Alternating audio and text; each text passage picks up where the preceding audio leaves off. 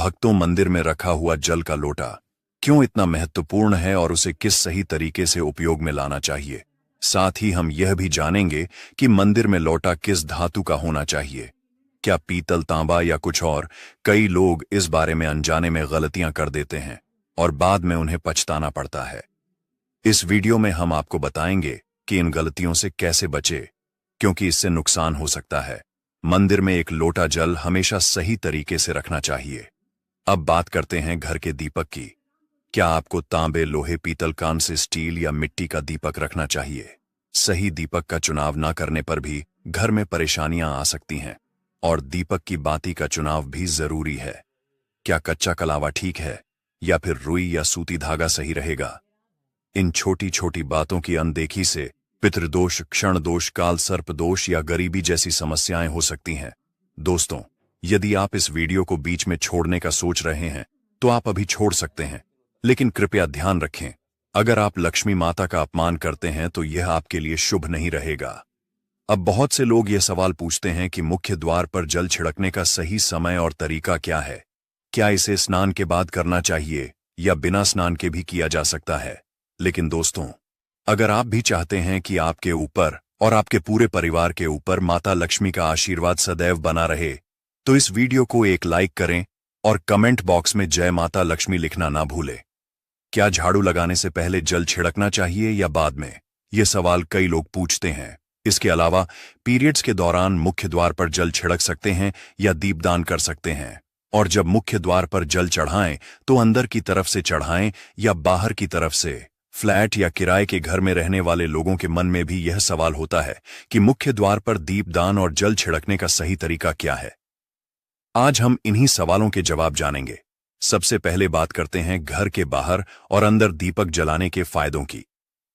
खासकर घर के बाहर दीपक जलाने के कुछ ऐसे बड़े फायदे होते हैं जिनके बारे में जानकर आप हैरान रह जाएंगे। भगवान की पूजा में दीपक जलाने का महत्व तो हम सभी जानते हैं। हिंदू धर्म में देसी घी या सरसों के तेल का दीपक जलाना बेहद शुभ माना जाता है। इसके अलावा तिल के तेल का दीपक भी जलाया जाता है। लेकिन क्या आप जानते हैं कि दीपक जलाना सिर्फ पूजा का हिस्सा नहीं है? घर के अंदर और बाहर दीपक जलाने से कई फायदे होते हैं।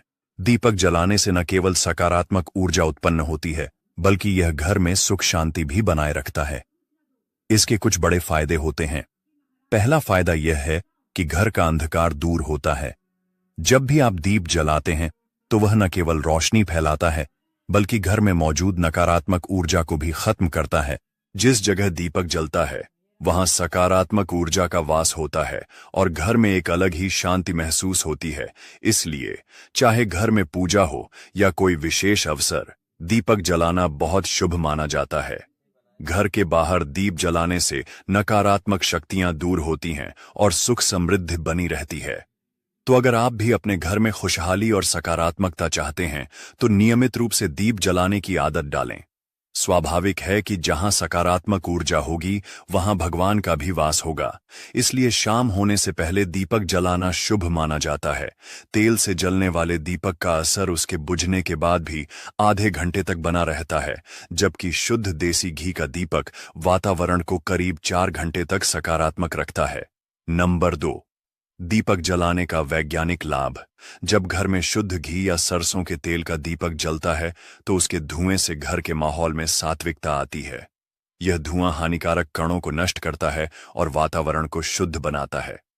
नंबर 3, सुख समृद्धि का वास। जिस घर में भगवान के सामने दीप जलाया जाता है वहां माता लक्ष्मी की कृपा बनी रहती है। ऐसे घर में सुख समृद्धि का वास होता है। दीपक को पूर्व दिशा में रखने से व्यक्ति दीर्घायु होता है और उत्तर दिशा में रखने से धन संपन्नता बढ़ती है। दीपक न केवल घर के अंधकार को दूर करता है, बल्कि हमारे जीव को भी प्रकाश की ओर ले जाता है। नंबर 4, बीमारियों को दूर भगाने में मदद। घर में दीपक जलाने से बीमारियां आसपास नहीं भटकती। परिवार के सभी सदस्यों को स्वास्थ्य लाभ मिलता है। खासकर अगर दीपक के साथ एक लौंग भी जला दी जाए तो इसका असर 2 गुना हो जाता है। यह त्वचा संबंधी बीमारियों को दूर करने में मदद करता है। नंबर 5, शुभ शक्तियों को आकर्षित करना। सनातन धर्म के अनुसार जिस घर में सुबह शाम दीप जलाया जाता है वहां कभी अंधकार नहीं होता। ऐसा घर शुभ शक्तियों को आकर्षित करता है। जलता हुआ दीपक शुभ शक्तियों को चुंबक की तरह खींचता है, जो घर के लिए अत्यंत लाभकारी होता है। तो दोस्तों, अब जानते हैं कि मुख्य द्वार पर जल छिड़कने का सही समय और विधि क्या है। अगर आप मुख्य द्वार पर जल चढ़ाते हैं तो आपको यह ध्यान रखना है कि जल को रात में सोने से पहले एक पात्र में भर कर रखना चाहिए। आप कोई भी पात्र ले सकते हैं, जैसे तांबे, पीतल, स्टील या चांदी का। यदि गंगा जल उपलब्ध हो तो उसे थोड़ी मात्रा में डालें और फिर शुद्ध जल से पात्र भर दें। अगर गंगा जल नहीं है तो केवल शुद्ध जल भी पर्याप्त है। इस जल से भरे पात्र को अपने घर की रसोई में रख दीजिए। सुबह उठकर इस जल का छिड़काव अपने घर के मुख्य द्वार पर करें। मुख्य द्वार पर सुबह सबसे पहले छिड़का गया जल घर की सभी समस्याओं को दूर करता है। यदि आप नकारात्मक ऊर्जा, मानसिक परेशानी, आर्थिक तंगी या वास्तु दोष से परेशान हैं, तो यह उपाय आपकी मदद करेगा। रसोई में रखा जल मुख्य द्वार पर छिड़कने से आपके घर की परेशानियां समाप्त हो सकती हैं। यह उपाय न केवल वास्तु दोष और पितृदोष को समाप्त करता है, बल्कि तंत्र मंत्र या बुरी नजर के प्रभाव को भी खत्म करने में सहायक है। इस उपाय को नियमित करने से घर में सुख समृद्धि बनी रहती है और बीमारियों से भी मुक्ति मिलती है। आपको यह जल सूर्योदय से पहले मुख्य द्वार पर छिड़कना चाहिए। अगर सूर्योदय के बाद आप मुख्य द्वार को अन्य जल से धोना। बहुत से लोग पूछते हैं कि घर के मुख्य द्वार पर जल कब छिड़कना चाहिए, झाड़ू लगाने से पहले या बाद में? और क्या जल छिड़कने से पहले स्नान करना जरूरी है या बिना स्नान किए भी यह किया जा सकता है? देखिए, यह जल कोई साधारण जल नहीं होता, बल्कि इसे एक विशेष उपाय के रूप में किया जाता है। इसे सूर्योदय से पहले ही छिड़क देना चाहिए। अब सवाल आता है कि क्या इसे करने से पहले स्नान करना जरूरी है? तो इसका जवाब है नहीं। ऐसा कोई नियम नहीं है कि आपको पहले स्नान करना ही पड़े। सुबह जल्दी उठें, सबसे पहले रसोई में जाएं और पहले से रखा हुआ जल लें। फिर मुख्य द्वार पर जाएं, दरवाजा खोलें और पूरे आदर भाव से जल का छिड़काव करें। इस दौरान अपने पितरों और मां लक्ष्मी का ध्यान जरूर करें। मान्यता है कि सुबह सुबह मां लक्ष्मी हर घर के द्वार पर आती हैं। जिन घरों के दरवाजे खुले होते हैं और जहां जल का छिड़काव किया गया होता है, वहां मां लक्ष्मी प्रवेश करती हैं और अपनी कृपा बरसाती हैं। इसलिए जब आप जल छिड़कें तो मन में प्रार्थना करें, हे मां लक्ष्मी, कृपया मेरे घर में प्रवेश करें, मैं आपका स्वागत करने के लिए तैयार हूं। इसके बाद पितरों का ध्यान करें, क्योंकि घर की दहलीज को उनका वास स्थान माना जाता है। जब आप वहां जल छिड़कते हैं तो पितर प्रसन्न होते हैं और उनका आशीर्वाद प्राप्त होता है। इस प्रक्रिया में स्नान करने की कोई अनिवार्यता नहीं है, आप बिना स्नान किए भी इसे कर सकते हैं। अब बात आती है झाड़ू लगाने की। जल छिड़कने से पहले या बाद में झाड़ू लगाना चाहिए? तो इसका सही तरीका यह है कि सुबह उठते ही सबसे पहला कार्य जल छिड़कने का करें। इसके बाद आप झाड़ू लगा सकते हैं। इससे घर में सकारात्मक ऊर्जा बनी रहती है और नकारात्मकता दूर होती है। सुबह उठते ही सबसे पहले बिस्तर पर बैठकर अपने दोनों हथेलियों को देखें और मां लक्ष्मी का ध्यान करें। यदि चाहे तो निम्न मंत्र का उच्चारण कर सकते हैं। कराग्रे वस्ते लक्ष्मी कर, मध्य सरस्वती कर, मूल्य तु ब्रह्मा प्रभाते कर। दर्शन। फिर दोनों हाथ जोड़कर देवी देवताओं को प्रणाम करें। इसके बाद हाथ से धरती को स्पर्श कर प्रणाम करें और धीरे से अपना दाहिना पांव जमीन पर रखें। फिर रसोई में जाकर जल लें और मुख्य द्वार पर जल छिड़क समय मां लक्ष्मी और पिता का ध्यान अवश्य करें। उसके बाद आप अपने घर के अंदर आकर अपनी दिनचर्या जैसे झाड़ू लगाना, स्नान करना आदि कर सकते हैं। अब कुछ लोगों का यह सवाल होता है कि क्या जल छिड़कने के बाद मुख्य द्वार की सफाई की जा सकती है? तो हां, आप ऐसा कर सकते हैं। पहले रसोई में रखा जल मुख्य द्वार पर छिड़क दें। इसके बाद अतिरिक्त पानी लेकर मुख्य द्वार की अच्छे से सफाई झाड़ू या पानी से कर सकते हैं। कुछ लोग पूछते हैं कि अगर वे फ्लैट या किराए के एक कमरे में रहते हैं तो जल का छिड़काव और दीपदान कहां करें? तो इसका उत्तर यह है कि आप जहां रहते हैं वहां के मुख्य द्वार को ही मानें। मतलब जिस दरवाजे पर आपका नाम लिखा हो या नेम प्लेट लगी हो, वहीं जल छिड़क और दीपदान करें। अगर आपके पास एक ही कमरा है तो कमरे के दरवाजे को मुख्य द्वार मानें और वहीं पर यह उपाय करें। अब अगला सवाल यह है कि क्या पीरियड्स के दौरान मुख्य द्वार पर जल छिड़का जा सकता है और दीपदान किया जा सकता है? जल छिड़कने के लिए पीरियड्स का कोई असर नहीं होता। आप जल छिड़क सकती हैं, लेकिन दीपदान कार्मिक पूजा में आता है, जो बिना शुद्धता के नहीं किया जा सकता।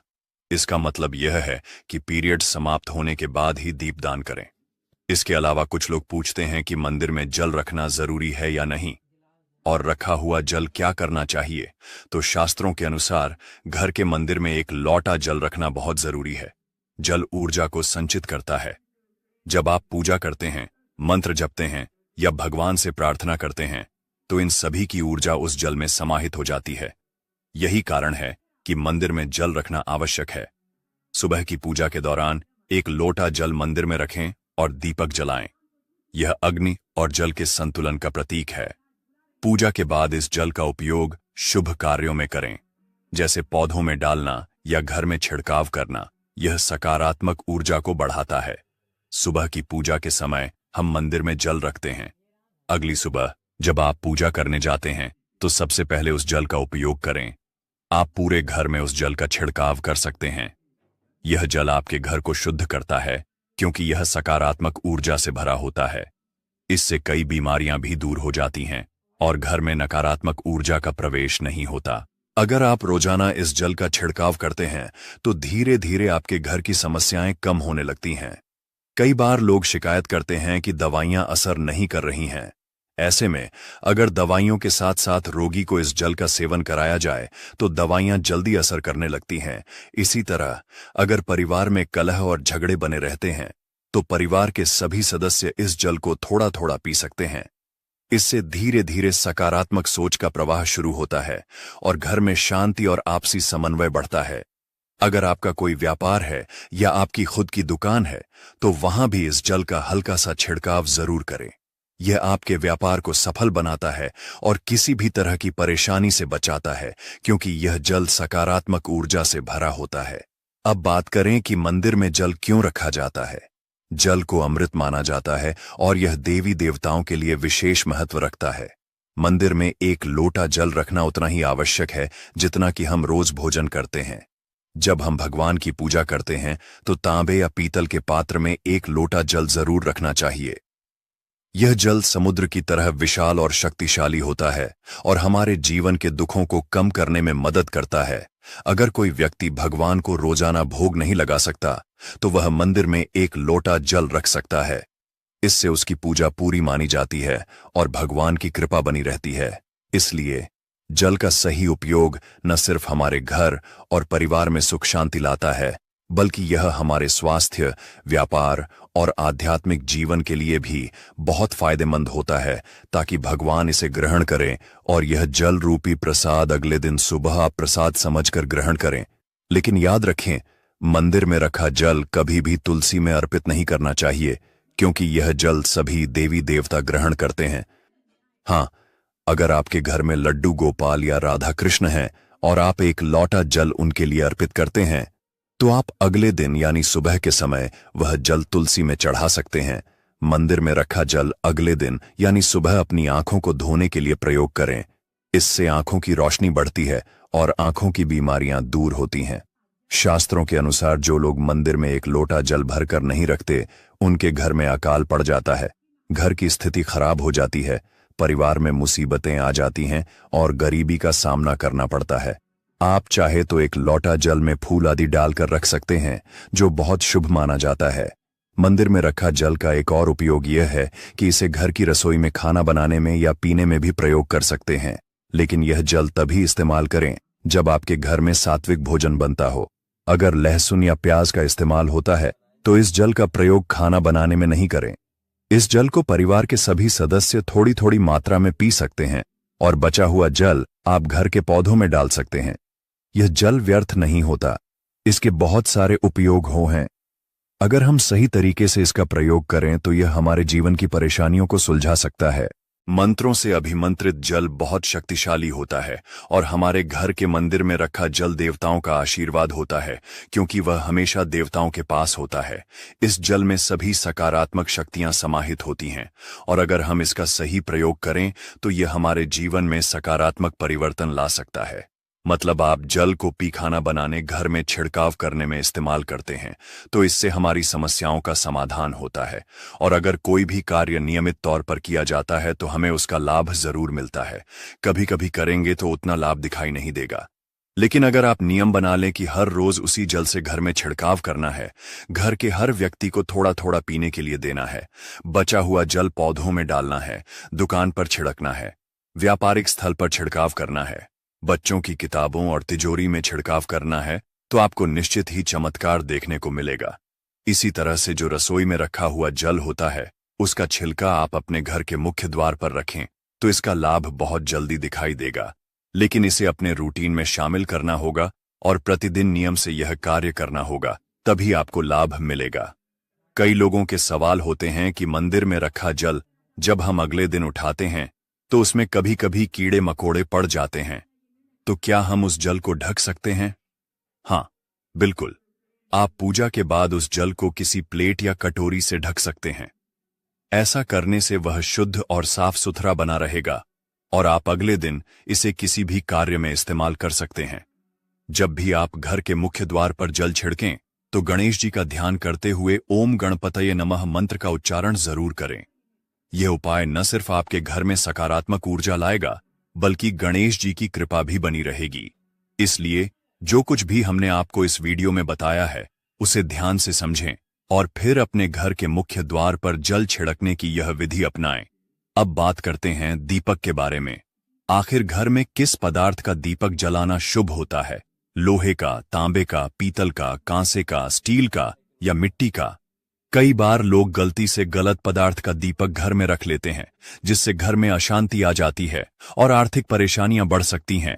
स्टील का दीपक पूजा में इस्तेमाल नहीं करना चाहिए, क्योंकि इससे शनिदेव नाराज हो जाते हैं। इसी तरह लोहे का दीपक भी पूजा के लिए उचित नहीं माना जाता, क्योंकि यह घर में गरीबी और परेशानियां ला सकता है। आजकल बाजार में आकर्षक कांच के दीपक भी मिलते हैं, लेकिन भूलकर भी इन्हें घर में न लाएं। कांच का दीपक जलाने से राहु और केतु के नकारात्मक प्रभाव बढ़ जाते हैं, जिससे घर में अशांति और कष्ट आ सकते हैं। सबसे शुभ दीपक वे होते हैं जो तांबे, पीतल या मिट्टी के बने होते हैं। ये दीपक धन की देवी लक्ष्मी को आकर्षित करते हैं और घर में समृद्धि लाते हैं। इसलिए अगर आप चाहते हैं कि आपके घर में सुख समृद्धि बनी रहे, तो हमेशा सही धातु या मिट्टी के दीपक का ही प्रयोग करें। घर में कोई भी अन्य प्रकार का दीपक लाना सही नहीं माना जाता। पीतल और मिट्टी के दीपक को शुभ और मंगलकारी माना जाता है, क्योंकि यह शनि और राहु केतु को प्रसन्न रखता है। साथ ही मंगल ग्रह का भी असर कम करता है। कच्चा कलवा और रुई से जलने वाला दीपक सर्वोत्तम होता है। जो लोग सूती धागे से हाथ पर बांधने वाली बाती तैयार करते हैं, उनके घर में समस्याएं और गरीबी आ सकती हैं। रुई और कच्चा कलवा का दीपक ही शुभ माना जाता है। अब जानते हैं मंदिर में घंटी क्यों बजाई जाती है। शंकर के मंदिर में घंटी बजाने का उद्देश्य क्या है? ताली क्यों बजाई जाती है?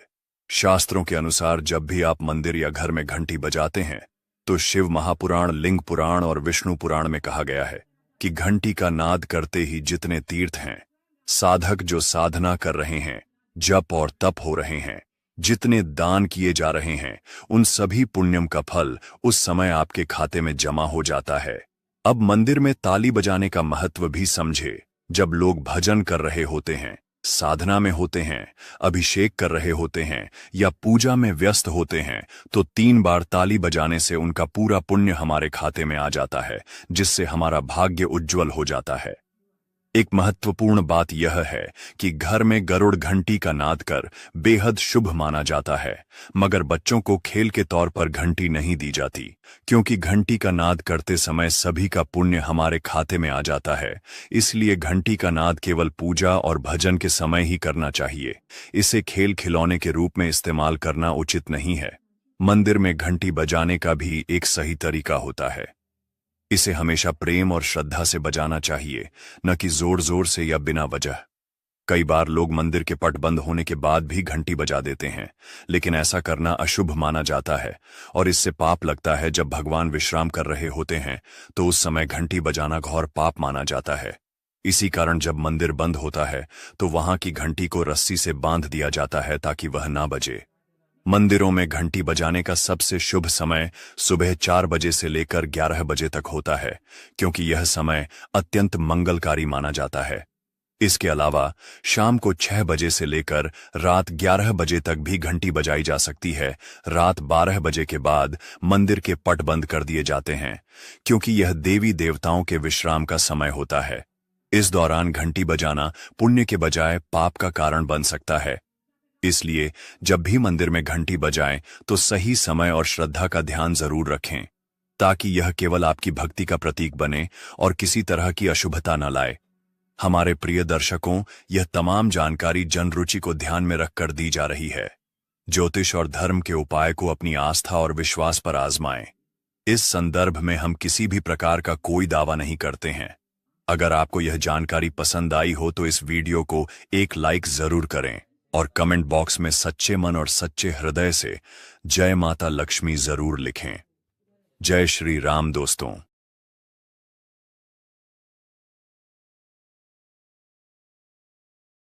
नमस्कार दोस्तों, एक बार कमेंट बॉक्स में लिख दो पार्वती पते। हर हर महादेव। आज हम आपको एक ऐसे उपाय बताने जा रहे हैं तेज पत्ते का, जो कि आपकी सारी मनोकामनाएं पूर्ण करेगा। मतलब कि आप यदि पैसा चाहते हैं तो पैसा मिलेगा, सुख शांति चाहते हो तो सुख शांति देगा, साथ ही साथ आपके घर का नकारात्मक शक्तियां दूर करेगा।